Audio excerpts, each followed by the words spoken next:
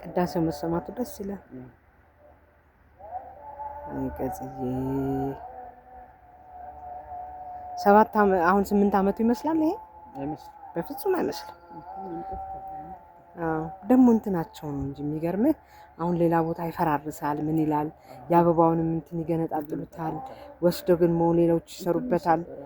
በስነ ስርዓት ይጠብቁታል። እኔ እንደሚመስለኝ ከሆነ አይደል?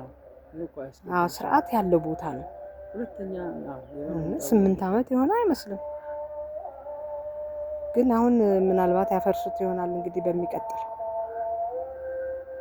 7 ዓመት በሚሉት ሳይሆን 8 ዓመት። ሳሩን ያጨዱት ለምንድን ነው? ሲበዛ እኮ ይሄንኑ ነው የሚጠቀሙት ወይስ ሌላ ነው የሚቆፍሩት? ራሱ ላይ ነው ያወጡትና ሻውን ታርሶ ያ ሜዳ ሆነ። ኦኬ ያ ሜዳ ሆነ አይደል? አሁን መልሰው ሳር በቅሎበት